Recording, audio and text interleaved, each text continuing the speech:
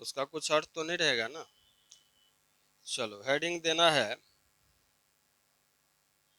एफिक्सेज।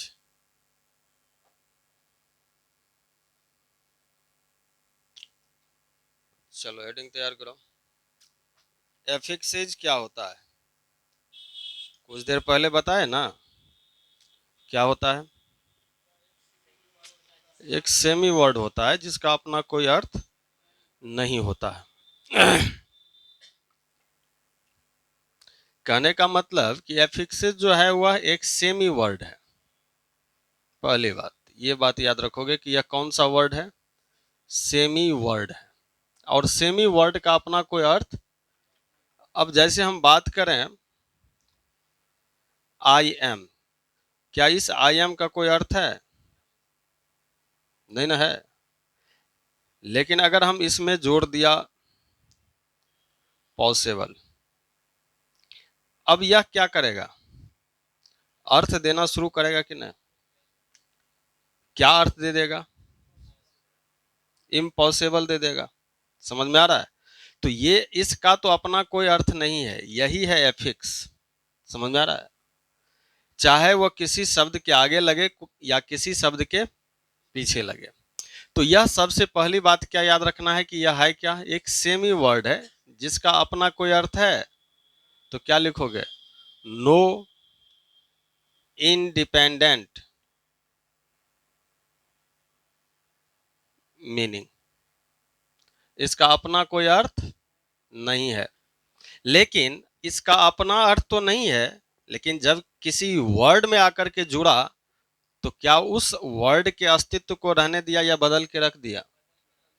पूरा पूरी कन्वर्ट कर देता है, मीनिंग को चेंज कर देता है। इतना कैपेसिटी तो है इसमें। है तो इसका अपना अर्थ नहीं, लेकिन अगर जैसे कि मान लो कि एक दूध का बाल्टी हो और नींबू है, 2 बूंद नींबू का रस उसमें डाल दिया तो क्या करेगा, पूरे दूध को, कैपेसिटी तो है उसके अंदर इतना। समझ में आ रहा है कि ना? तो वही कैपेसिटी वाला ये वर्ड सेमी वर्ड होता है, जो जिसका अपना कुछ अर्थ नहीं होता है, लेकिन जब किसी वर्ड में आकर के जुड़ता है, चाहे आगे जुड़े या पीछे जुड़े, तो उसके मीनिंग को पूर्णतः क्या करता है, बदल के रख देता है। देखो पॉसिबल का अर्थ क्या होता है, संभव। लेकिन जैसे ही आई एम जोड़ा इसमें तो यह क्या अर्थ देगा, इम्पॉसिबल। अब यह इम्पॉसिबल जो वर्ड हो गया, इसका मीनिंग पूर्णतः यह क्या हुआ, बदल करके रख दिया कि नहीं बदला? तो पूर्णतः मीनिंग चेंज कर देने की कैपेसिटी किस में होता है, एफिक्सेज में होता है। तो क्या कहेंगे, चेंजेज द मीनिंग, या मीनिंग को क्या करता है, चेंज कर देता है। इतना तक समझ में आया कि एफिक्स क्या होता है, एक सेमी वर्ड होता है, इसका अपना कोई अर्थ नहीं होता, लेकिन किसी रूट में आकर के जुड़ता है तो उसके मीनिंग को बदल के रख देता है। अब देखो एफिक्स को जब हम बांटते हैं तो यह 2 पार्टों में नजर आता है। कौन कौन सा पार्ट है जरा बताओ, देख रहे हो? ये शब्द के पहले लगा ना जी, तो यह क्या कहलाएगा? अगर मान लो ऐसा हमने लिख दिया HEAL, अब प्लस इसमें हमने जोड़ा TH। अब यह इस TH का कोई अपना अर्थ है? हेल का तो अपना अर्थ है, लेकिन TH का कोई अपना अर्थ नहीं है। लेकिन यह मीनिंग को चेंज करेगा कि नहीं करेगा? क्या बनाएगा, हेल्थ।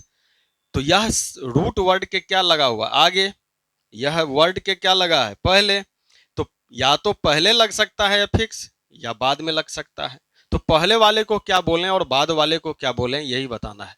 तो हम कह सकते हैं कि एफिक्सेज को हम 2 पार्ट्स में बांट करके देखेंगे। पहला क्या होगा, एक तो जो पहले लगता है, किसके पहले लगता है, किसी रूट वर्ड है। रूट वर्ड होता क्या है जी, एक ऐसा वर्ड, एक ऐसा यूनिट जिसको हम तोड़ नहीं सकते हैं। यानी अगर किसी रूट के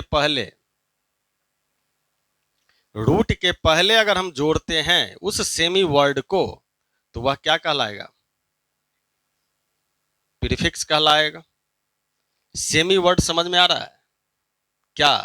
तो ये सेमी वर्ड है ना, ये क्या है, सेमी वर्ड है, इसका अपना कोई मीनिंग नहीं है। लेकिन अगर उसी रूट के आगे हम जोड़ते हैं तो वह क्या कहलाता है, सफिक्स कहलाता है। समझ में आ रहा है? पहले बेसिक चीज़ों को जान लो, यह बहुत ही इंपॉर्टेंट है, आगे चल करके इसके यूज कई टर्म्स में देखने को मिलते हैं। तो प्रीफिक्स जो होता है, इसका अगर हम हिंदी में देखें तो इसका अर्थ क्या हुआ, जो शब्द के पहले है। हिंदी पढ़ा होगा बचपन में, तो उसमें कहा होगा कि जो शब्द के पहले लगता है उसको हम क्या बोलते हैं, उपसर्ग बोलते हैं, और जो शब्द के आगे जुड़ता है उसको क्या बोलते हैं, प्रत्यय बोलते हैं। यही पढ़ा था क्या। रूट वर्ड होता क्या है, यह रूट होता है basic unit of word. Root क्या हुआ, बेसिक यूनिट ऑफ वर्ड। अगर इसमें हम रूट की बात करते हैं तो रूट में हमारा क्या है, पॉसिबल है, इसको हम अलग नहीं कर सकते हैं, समझ में आ रहा है। लेकिन इस रूट से जो हम बाहर कर सकते हैं और इस रूट से जो हम बाहर कर सकते हैं वही सफिक्स और प्रीफिक्स कहलाएगा। अब बताओ, यहां जो हमने पॉसिबल से पहले जोड़ा वह क्या है, प्रीफिक्स है कि सफिक्स है। तो पॉसिबल से पहले जो हमने जोड़ा वह क्या है, प्रीफिक्स है। और हेल्थ हिल के आगे जो हमने टी एच जोड़ा यह क्या कहलाएगा, सफिक्स। समझ में आ रहा है। और यह जो हिल है वह क्या कहलाएगा, रूट कहलाएगा। या पॉसिबल जो है वह क्या कहलाएगा, यह रूट वर्ड हो जाएगा। समझ में आया। तो किसी भी रूट से पहले जोड़ दें जिस सेमी वर्ड को वह प्रीफिक्स होता है, और किसी भी रूट के आगे जिस सेमी वर्ड को हम जोड़ते हैं वह क्या होता है, सफिक्स होता है। और उस मीनिंग को चेंज करने की कैपेसिटी रखता है। अपना तो कोई उसका अर्थ नहीं होता, लेकिन किसी रूट वर्ड में आकर के उसके मीनिंग को वह बदल के रख देता है। समझ में आ रहा है। तो ये पहले इसको नोट कर लो, उसके बाद आगे बढ़ते हैं। चलो इसको पहले नोट कर लेना है।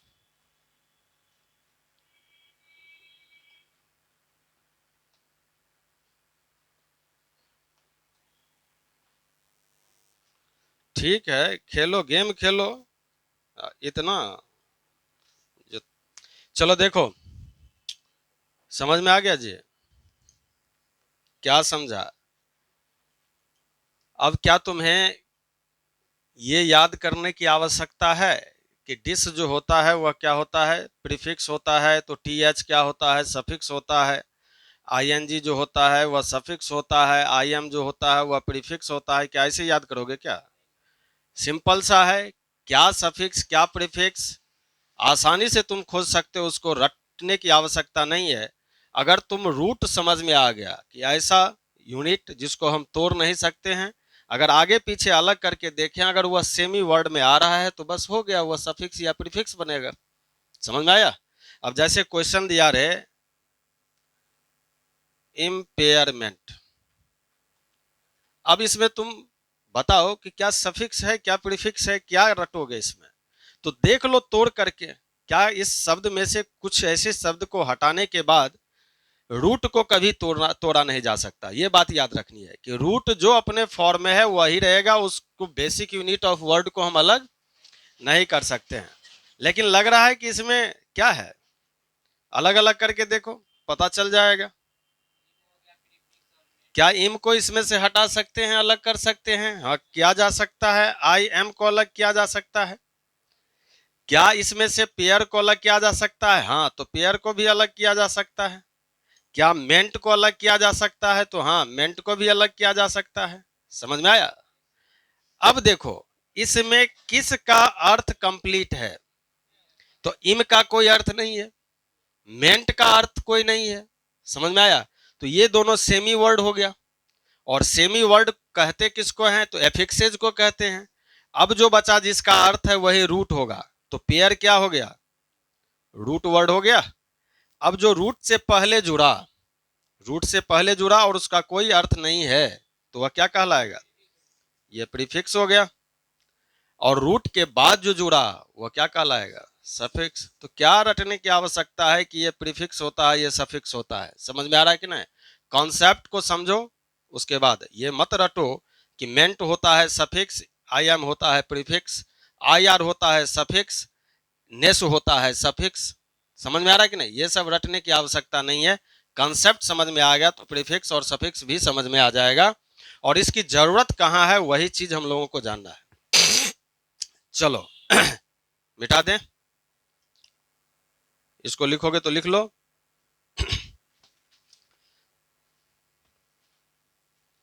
अब आसानी से तुम लोग ढूंढ लोगे। नहीं जी, बोलता नहीं है।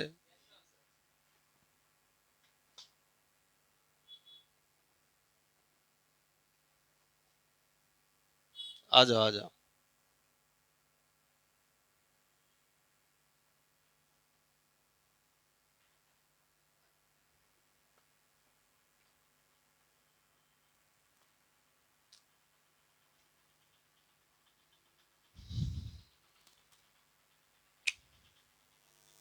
चलो मिटा दें। तो एक चीज समझ में आ गया कि ये जरूरी नहीं है कि सभी रूट के पहले भी होगा बाद में भी होगा। किसी रूट के आगे भी हो सकता है, किसी रूट के पहले भी हो सकता है। समझ में आया कि नहीं? अब ये ऐसा एग्जाम्पल बहुत कम देखने को मिलता है। तो यह आवश्यक नहीं है कि सभी रूट के आगे पीछे जुड़ा ही रहेगा।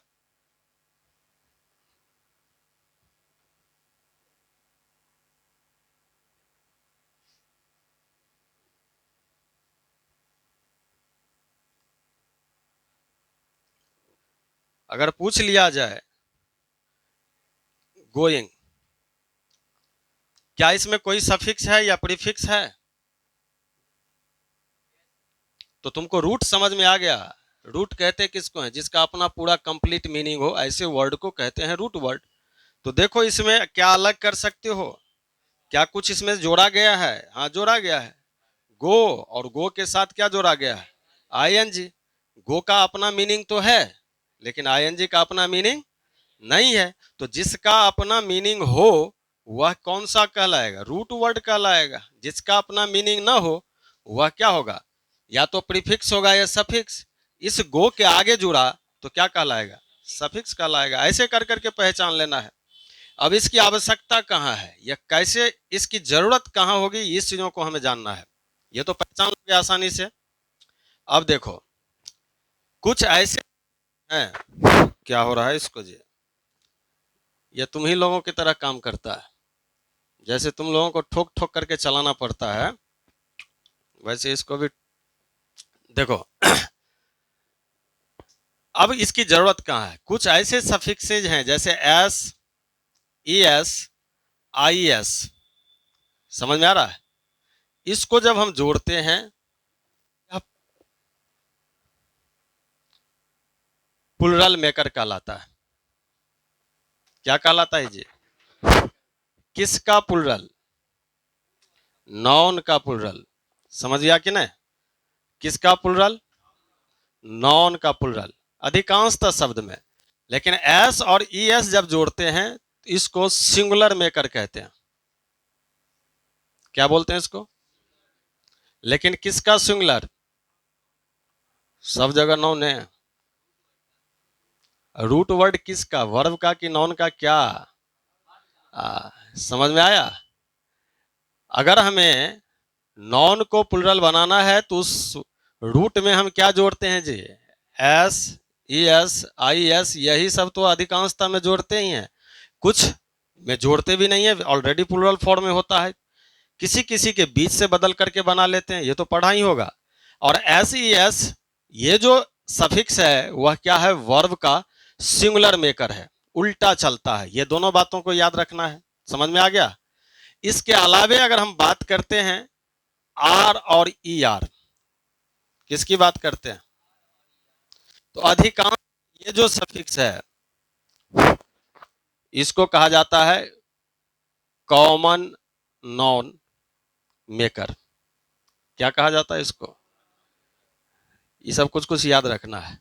इस अलावे जो सफिक्स है एल वाई और वाई, समझ ही रखो। क्या हो रहा है इसको? पहले तो इसको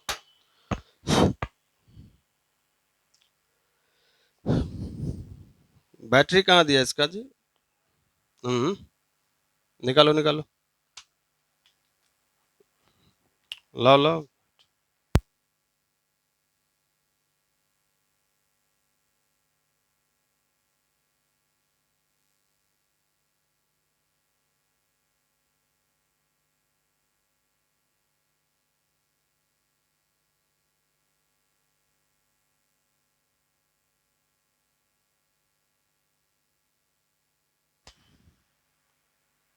लो, हाँ, एल वाई जो होता है, ये जो सफिक्स है, यह क्या करता है, अधिकांशतः वर्ड को एडजेक्टिव या एडवर्ब में कन्वर्ट करता है। समझ गया? इसको कहा जाता है एडजेक्टिव या एडवर्ब मेकर। समझ गया?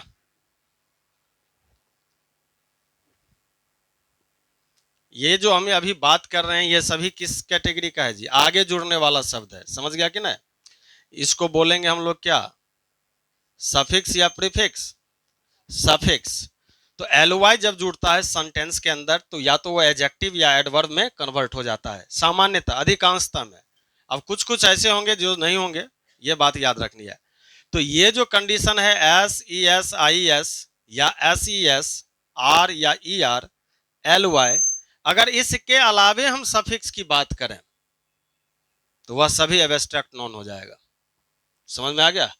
कि अगर इसके अलावे किसी भी सफिक्स को हम जोड़ते हैं, इसको छोड़ देना है, इसके अलावे अगर हम सफिक्स को जोड़ते हैं किसी भी वर्ड में, बाकी सफिक्स किस किस को छोड़ दो, एस ई एस को छोड़ दो, आर ई आर को छोड़ दो, एल वाई को छोड़ दो, तो बाकी सफिक्स जो कहलाता है वह क्या कहलाता है, एब्स्ट्रैक्ट नॉन मेकर। ये थोड़ा समझने में दिक्कत होगा, लेकिन समझोगे तो समझ में आ जाएगा। अब एक एक एग्जाम्पल्स के माध्यम से समझो। तो अधिकांशतः किसी भी रूट में अगर कोई सफिक्स मिल रहा है तो वह किस कैटेगरी का होगा, एब्स्ट्रैक्ट नाउन बना देगा उसको।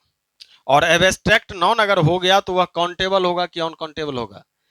बहुत इंपॉर्टेंट चीज मैं पढ़ा रहा हूं, या आगे चल करके हमें सब्जेक्ट वर्ब एग्रीमेंट के फंक्शन में भी जरूरत पड़ेगा कि कौन सा नाउन सिंगुलर होगा, कौन सा प्लूरल होगा, कौन काउंटेबल है, कौन अनकाउंटेबल है, कौन सा वर्ड एडजेक्टिव है, कौन सा वर्ड एडवर्ब है। समझ में आ रहा है?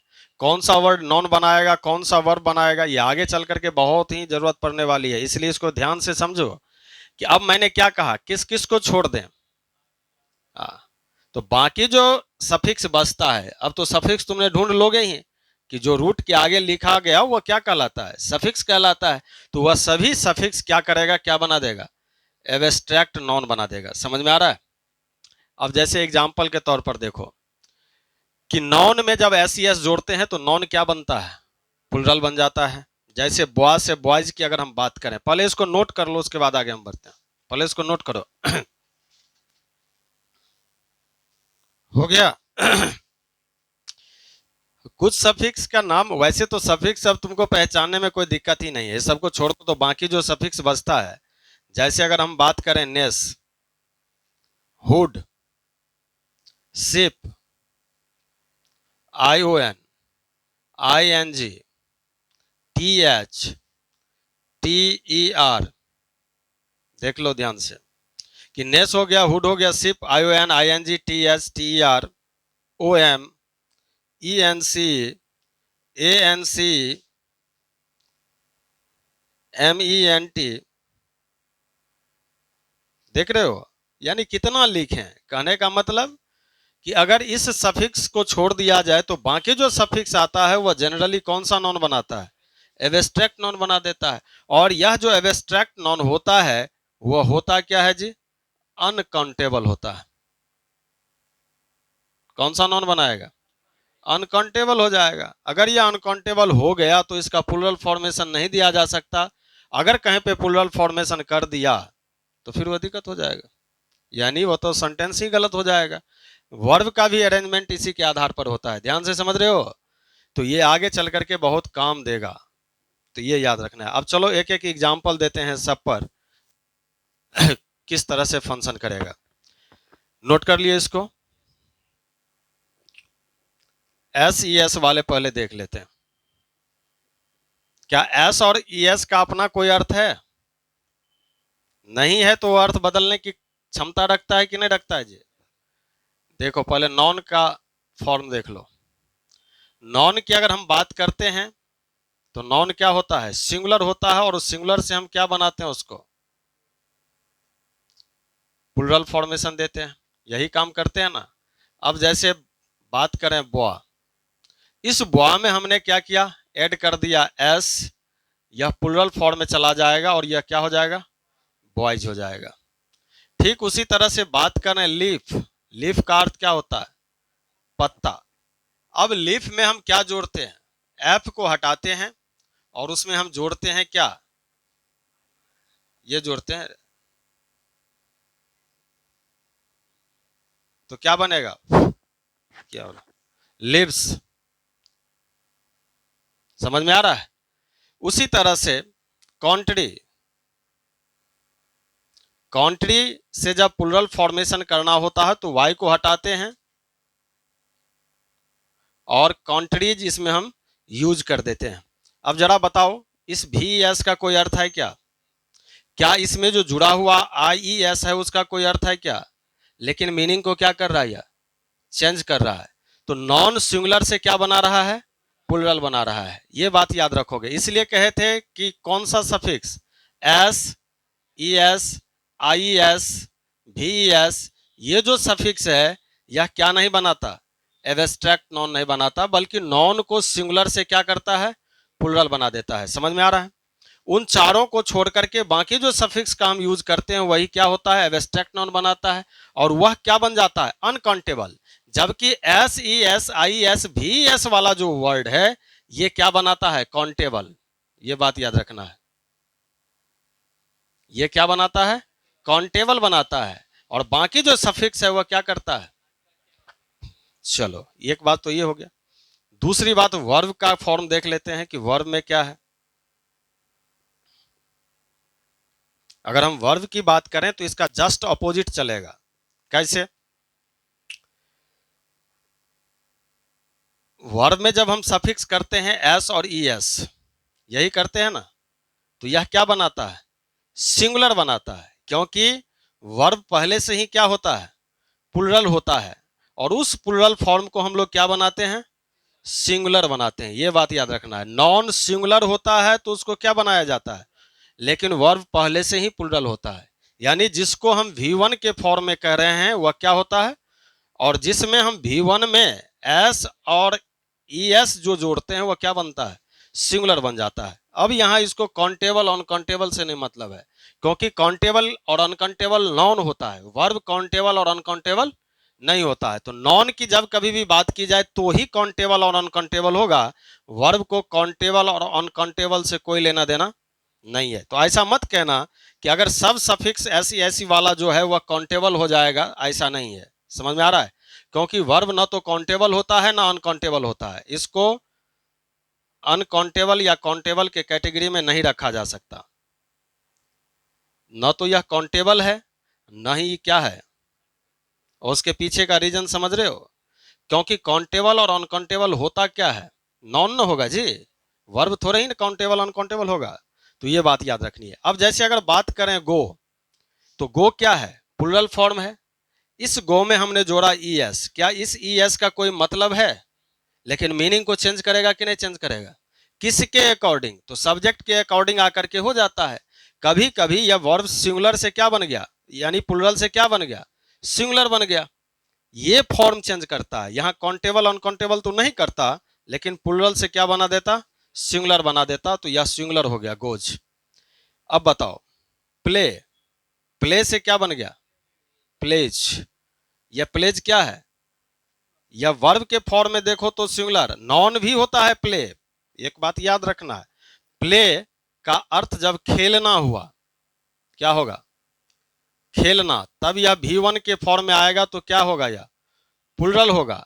यह वर्ब का फंक्शन भी करता है और प्ले का अर्थ नाटक भी होता है। समझ रहा है। प्ले का अर्थ क्या होता है, यह नॉन भी बनाएगा तो इसका अर्थ नाटक होगा। अब यहां पे यह जो होगा प्ले, वह क्या हो जाएगा, सिंगुलर हो जाएगा।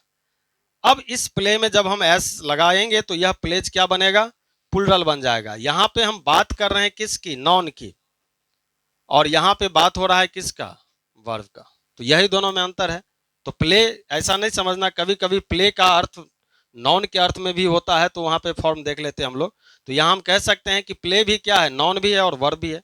राइट, बताओ राइट जो है वह सिंगुलर है कि प्लूरल है, लेकिन जब इसमें सफिक्स किया जाता है एस तो क्या बनाता है, राइट्स, सिंगुलर बना देता है। समझ में आ रहा है। चलो इसको नोट कर लो।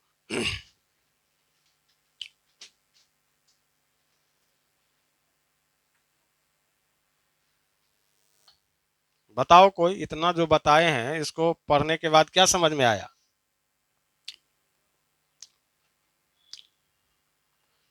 हम्म।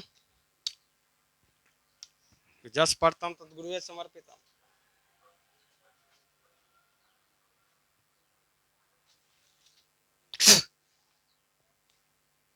तुम लोग इस उम्मीद में बैठे रहता है कि देखते हैं मास्टर में कितना दम है, समझा ले हमको।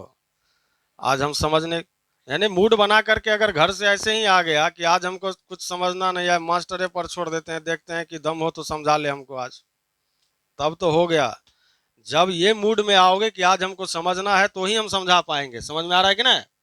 हाँ, नहीं तो पहले से मूड बना के बैठे रहोगे कि आज हमको समझना ही नहीं है, चाहे ये कुछ हो कर ले, कितना भी हाथ पांव चला ले, कितना भी। समझ में आया कि ना? चलो, तो दो फॉर्म देख लिया एस ई एस वाले का।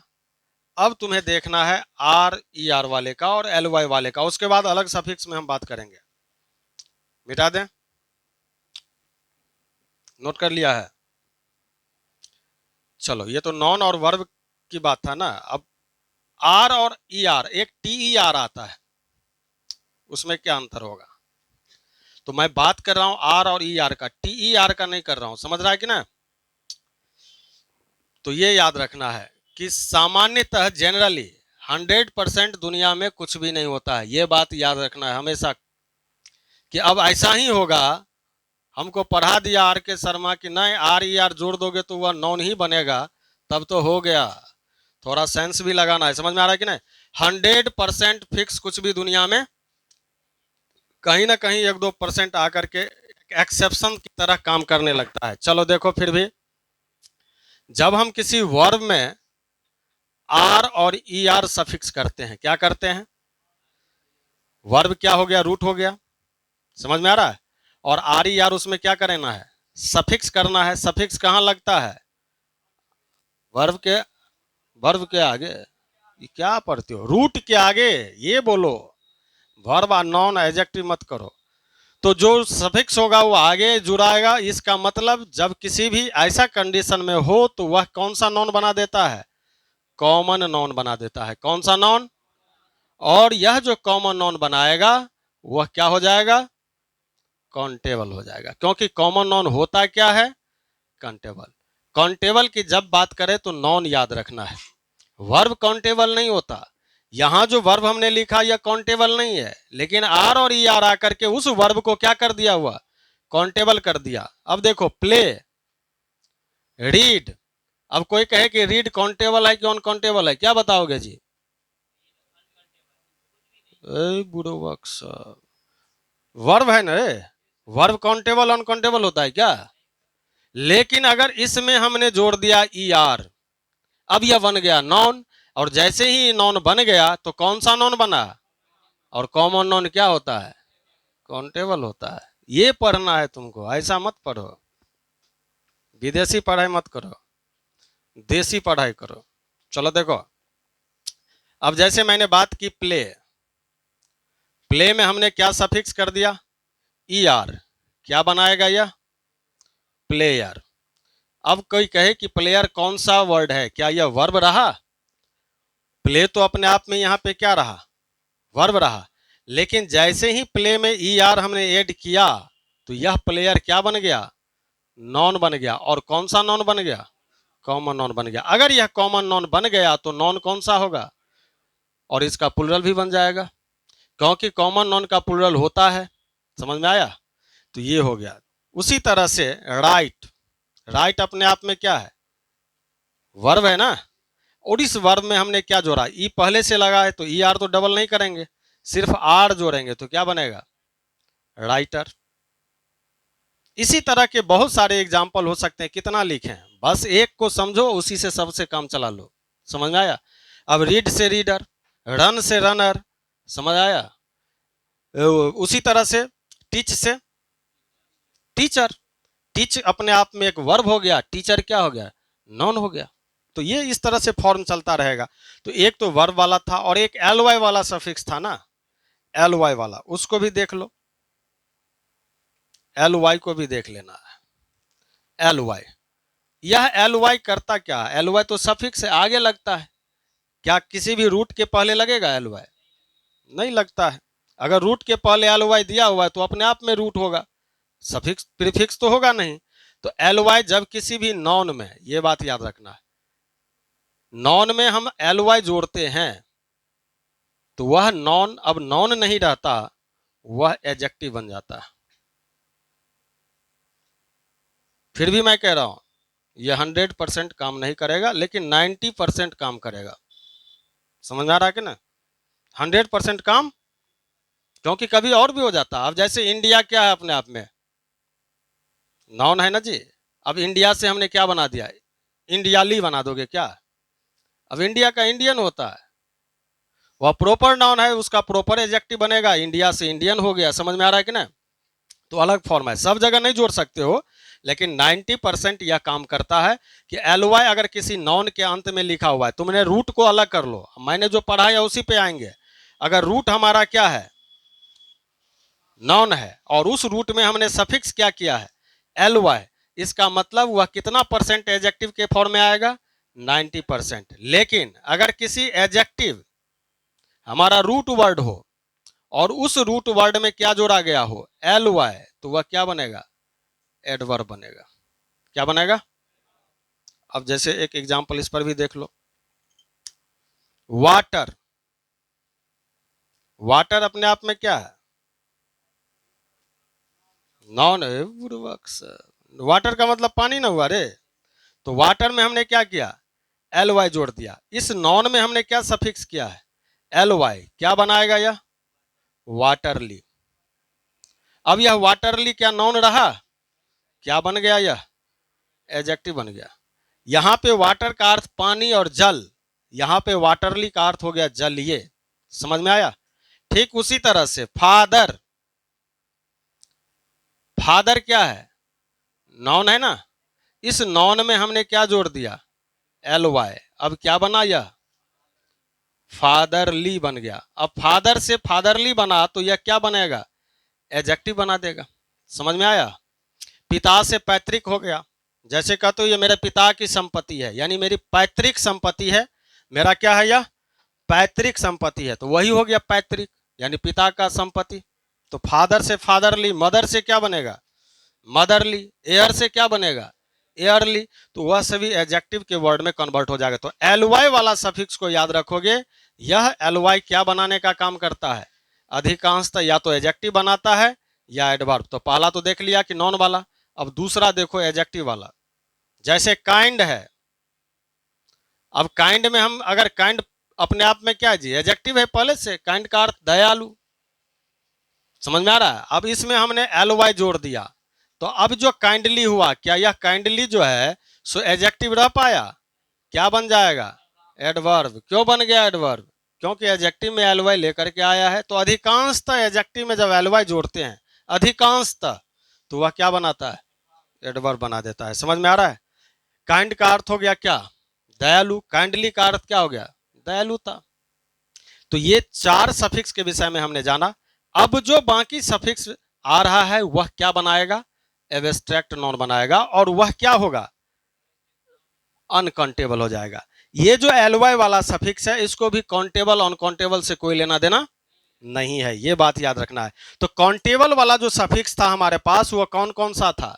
एक तो नॉन में S, E S, I S, भी एस, अगर नॉन में जुड़ा है तो वह काउंटेबल। दूसरा आर ई आर वाला, अगर यह नॉन में जुड़ा, वर्ब में जुड़ा है तो क्या? वर्ब में प्ले, वर्ब है, राइट क्या है? वर्ब है। तो यह क्या करेगा? काउंटेबल बनाएगा। और अगर वह काउंटेबल है तो उसका सिंगुलर से प्लूरल फॉर्मेशन भी हो सकता है। समझ में आ रहा है कि नहीं? ये बात याद रखनी है। चलो इसको नोट कर लो।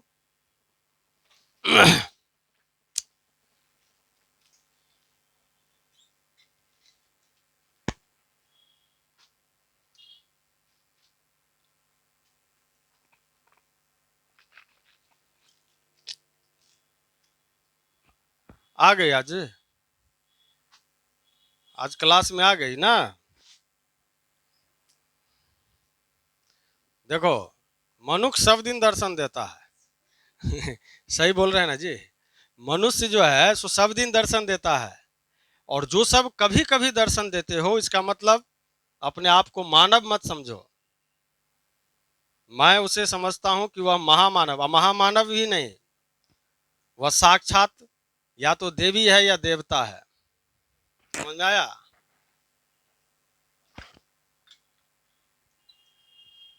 ऐसे ही कभी कभी दर्शन दिया करो।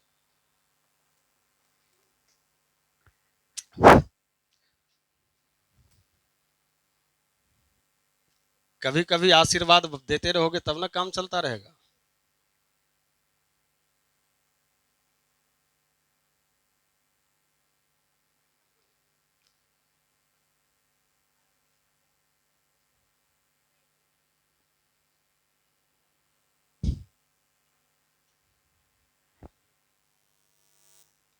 क्यों हंस रहे हो? गलत सब तो मैंने नहीं बोला ना जी।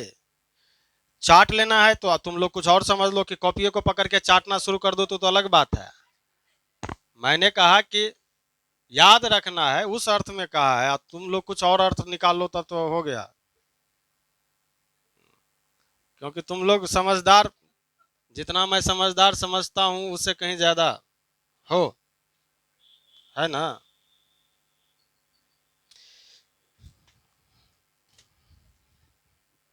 यह कहने के सेंस में कहा जाता है कि चाट जाओ।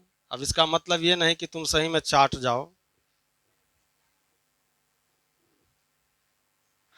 चलो मिटा दे इसको। हो गया लिखा हुआ? नहीं हुआ अभी तक?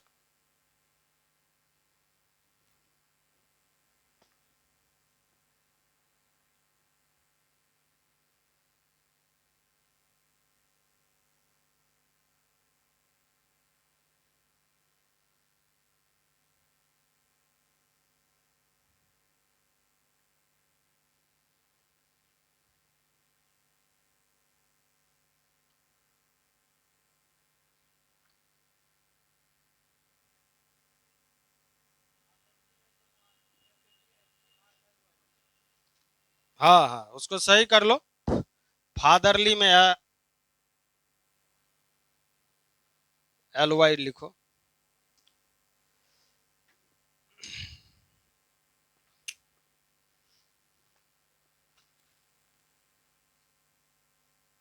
चलो हो गया। अब इसके अलावे जो भी सफिक्स है लगभग लगभग वो क्या बनाएगा?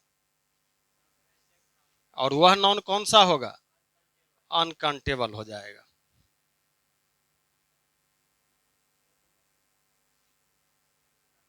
अब देखो, इसके अलावे अगर कोई सफिक्स हम लेते हैं, किसके अलावे किस किस को छोड़ दो? IES को छोड़ दो। एक बार रिपीट कर लो उसको। S को छोड़ दो, ES को छोड़ दो, IES को छोड़ दो, VS को छोड़ दो, R को छोड़ दो, ER को छोड़ दो। ठीक है? इस सफिक्स को छोड़ दें, LY को छोड़ दें। क्या हो रहा है? तो इसको अगर हम छोड़ दें तो इसके अलावे जो भी सफिक्स होगा, समझ में आया, वह सफिक्स किस क्या बनाने का काम करेगा? एब्स्ट्रैक्ट नॉन मेकर कहलाता है, यही कहलाएगा।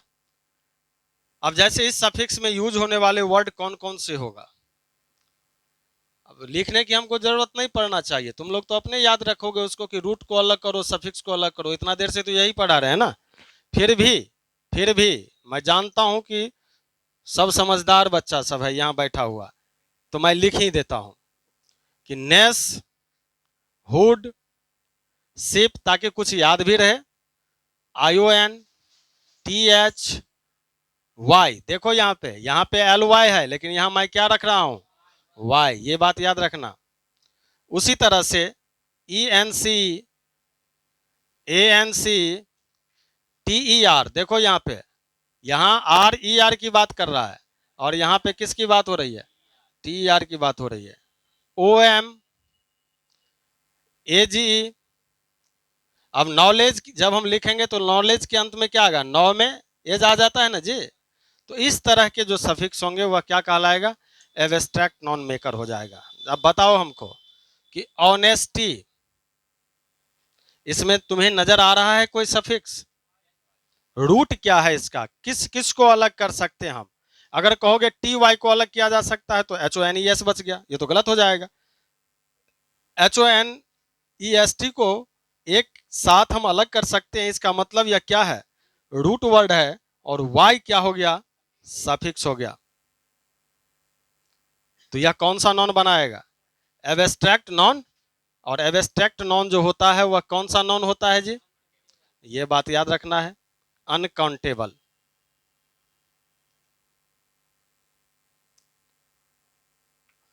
उसी तरह से कुछ देर पहले मैंने कहा था हेल्थ। अब बताओ, हेल्थ में नजर आ रहा है क्या? अगर यह अनकाउंटेबल नॉन है तो क्या तुम इसका प्लूरल बना सकते हो? क्वेश्चन ये उठता है, क्योंकि इतना देर से वही चीज पर जो मेन चीज हमको चाहिए था वो अब निकल के आ रहा है क्या, कि अगर यह एब्स्ट्रैक्ट नॉन है तो क्या इसका प्लूरल फॉर्मेशन दिया जा सकता है? इनफॉर्मेशन, बताओ, INFORMATIONS, क्या लिख सकते हो? क्यों नहीं लिख सकते हो? लिखा जा सकता है लेकिन अर्थ बदल जाएगा। इनफॉर्मेशन में देख रहे हो ION आ गया पहले से ही सफिक्स, तो इसमें तुमने क्या इसको काउंटेबल बना करके रखोगे? नहीं रखोगे। समझ में आ रहा है कि नहीं? और कुछ कुछ एग्जाम्पल देख लो। गुडनेस, बताओ कि गुड क्या है, रूट वर्ड है, नेस इसमें क्या लगा हुआ है, सफिक्स। चाइल्डहुड, इसमें कहां सफिक्स, कहां प्रीफिक्स, कहां रूट, बताओ? चाइल्ड रूट, हुड क्या हो गया इसका, सफिक्स। इसका मतलब इस सफिक्स के अलावे जो आ रहा है वह जनरली कौन सा नॉन बनाता है, और वह होता क्या है, और अगर वो अनकाउंटेबल है तो उसमें हम एस या एस का प्रयोग प्लूरल नहीं बना सकते हैं। समझ में आ गया? यही चीज याद रखना है। बताओ यह कौन सा नॉन है, लाफ्टर। देख रहे हो इसमें ई आर है कि टी आर है, लाफ को अलग कर दो रूट निकल जाएगा, टी आर को अलग करो, समझ में आ गया, सफिक्स निकल जाएगा उसमें से। फ्रेंडशिप, अब बताओ, फ्रेंड को रूट को अलग कर सकते हो, शिप को अलग कर सकते हो, हालांकि शिप का मतलब कुछ होता है, शिप का मतलब क्या होता है, तो क्या यहाँ फ्रेंड का मतलब वही हो गया, दोस्त जहाज? ऐसा नहीं ना है जी। फ्रेंडशिप का अर्थ क्या है, दोस्ती। फ्रेंडशिप का मतलब क्या हो गया? उसी तरह से बनाओ सेंटेंस में क्या है, विजडम, विजडम के अंत में क्या आ गया, ओ एम आ गया। नॉलेज, ए जी ले लेगा। एक्शन, ION हो जाएगा। उसी तरह से मेंटेनेंस, समझ में आ गया, ENC आ जाता है। तो इस तरह से सेंटेंस का फॉर्मेशन होता है। आज हम लोगों ने पढ़ा है किसके विषय में, एफिक्सेज के विषय में। एफिक्सेज होता क्या है, बताओ? हाँ, सेमी मॉडल होता है, बाप बहादुर। सेमी मॉडल का मतलब क्या हुआ जी, यूज्ड टू डेयर और नीड, ये नहीं होता है एफिक्सेज। एफिक्सेज के विषय में हमने पढ़ा क्या है, एफिक्स का मतलब होता है सेमी वर्ड जिसका अपना कोई अर्थ नहीं होता है, सिर्फ वह किसी भी रूट में आकर के उसके मीनिंग को चेंज कर देता है, इतना क्षमता है उसके पास। हाय तो कुछ नहीं, लेकिन बदलने की कैपेसिटी है उसमें। समझ में आया? ये होता है। उसके अलावे जो रूट के पहले लगा, रूट के पहले जो जोड़ते हैं वह क्या कहलाता है, और रूट के आगे जो जोड़ते हैं उसे क्या कहते हैं? तो रूट के पहले जो लगा वो प्रीफिक्स, रूट के आगे जो जुड़ा हुआ क्या कहलाएगा, सफिक्स कहलाएगा। क्या सभी सफिक्स जुड़ने वाले का प्लूरल फॉर्मेशन हो सकता है, बताओ? नहीं हो सकता सभी का। कुछ उसमें कंडीशन था, जिस कंडीशन को हम लोगों ने पढ़ा उसे याद रखना है कि ये जो कंडीशन है वह अलग कंडीशन वाला सफिक्सेज है, और बाकी जो कंडीशन का सफिक्सेज है वो अलग है, और इनको हम लोगों ने कैटेगरी में बांट करके देखा। तो इसको पढ़ोगे, पढ़ोगे ना, क्या करोगे? चलो।